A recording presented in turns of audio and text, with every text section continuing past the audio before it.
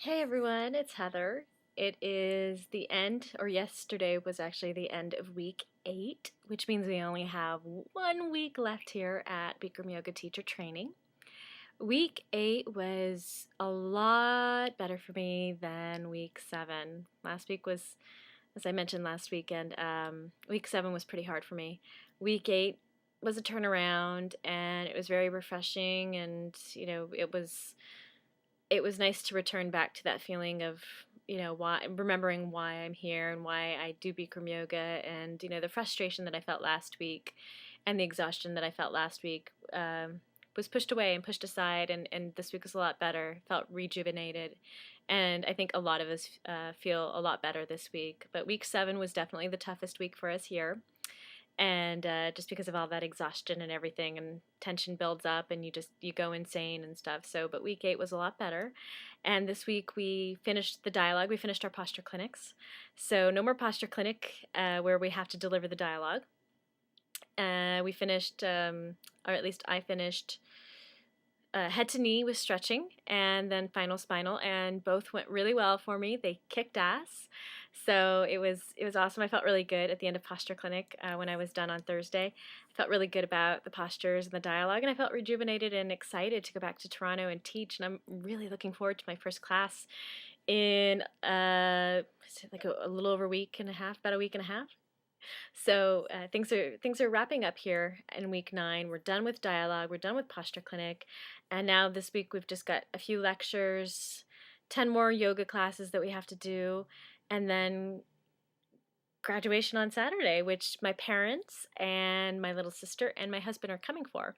So, although I think my parents and my sister are really using it more of as an excuse to actually come to San Diego, because none of them have ever been to San Diego. So, and my husband is coming out here because he misses me, and it'll be almost 9 full weeks since he's seen me. So I'm looking forward to seeing all of them and having them at graduation. And then Sunday morning I fly back to Toronto, and then Monday morning I return back to my job. I have to go back to the office. So, but this week was great. Finished posture clinic, and the one question I had this week from one of my readers, Fiona, she asked, do you, all this dialogue that you've had to memorize for the posture clinics and to become a Bikram yoga teacher, do you go back and review the postures that you've already learned and had to have had to deliver, and or do they stick in your head once you actually have them, you've delivered them? Do they stick in your head, or do you have to go back and review, or do you go back and review? And my answer to that is no, they don't stick. They don't. You need to go back and review them, and I haven't been doing that as much. I've started doing that now that I'm completely done with them. I've started doing that, but once you review them a few times, you actually they stick in your head. They stick in there. The dialogue is in there, the pattern, the flow, the cadence, everything that goes with the dialogue, and how you deliver it and how you personalize it.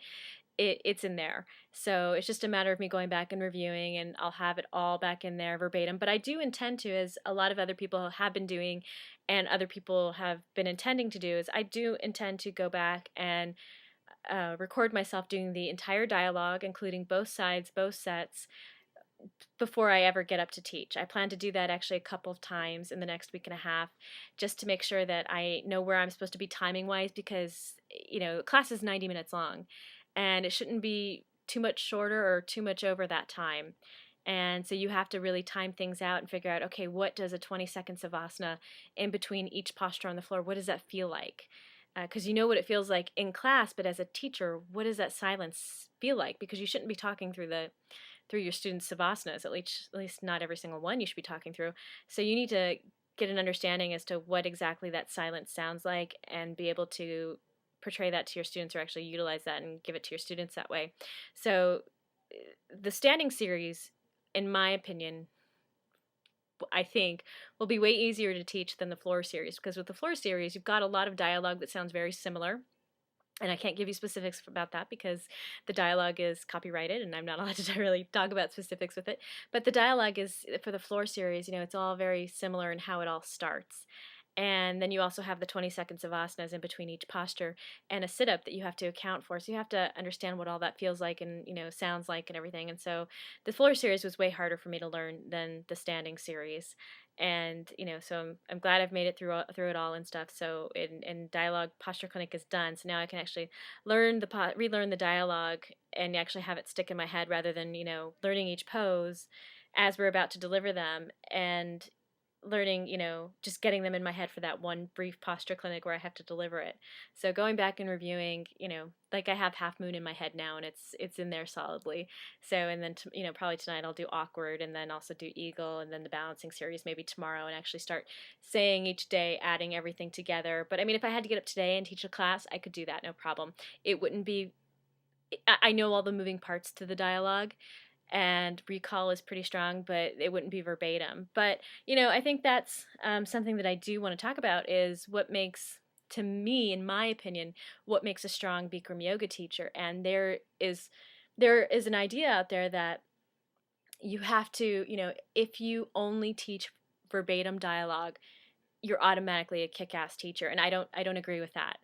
I think you need to teach dialogue, and I think you should always be teaching dialogue, and add your personality to it.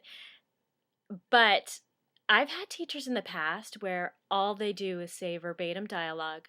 They have no energy behind their words. They try to imitate Bikram himself when they teach. And there's only one Bikram, people. You can't imitate him when you teach. So don't you dare even try. Because I hate it when teachers do that. I really, really do. When they do his jokes, when they say things just like he does, but there's no passion or energy in their voice. Like when you're telling people to stretch up, you need to say it like that. You can't just say, stretch your body up. You have to say, stretch your body up, like really get in there and tell those students what to do, and, give them some energy. Don't sit there and say, stretch your body up. That doesn't cut it. That's shitty. That's shitty yoga teaching, in my opinion.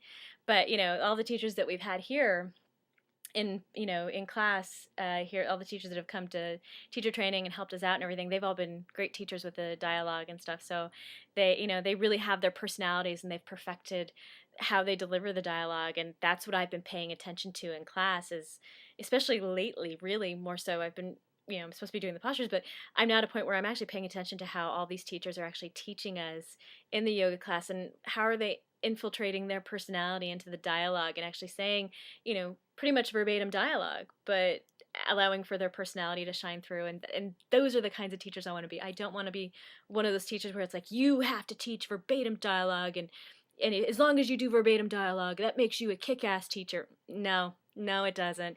You have to have personality, and you have to have energy, and you have to have flow. And if you don't have those things, you're not a good teacher. You're not a good teacher for me, because I need someone who has energy. And I'm very lucky at the studio that I will be teaching at in Toronto, the one that I've been practicing at.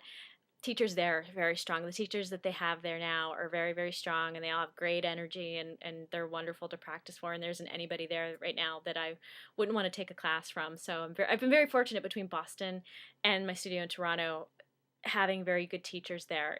That do dialogue, and that do infiltrate their personality into what they're saying. It's wonderful, and that's inspirational. And I think that's why I've had such a good time and an easier time learning the dialogue that I've been here, because people have been coming to me in my group and asking me to, especially the international students, asking me to help them with their dialogue, and they're so grateful, and they love the way that I deliver the dialogue. But credit is to those who have taught me between Boston and Toronto. All credit goes to them, because I've learned from them. And in fact, one of my fellow trainees in my group, he's so sweet. He's from Chile. His name's Cesar, and he's from Chile. And he had me record all of the postures for him digitally, so he could learn them for posture clinics and stuff, because he liked how I was saying the dialogue. And as a gift for helping him, he brought me this book from Chile. It's been translated into English. It's a memoir for Pablo Neruda, and it's a poet in Chile who's pretty famous and has won a Nobel Peace Prize, I believe.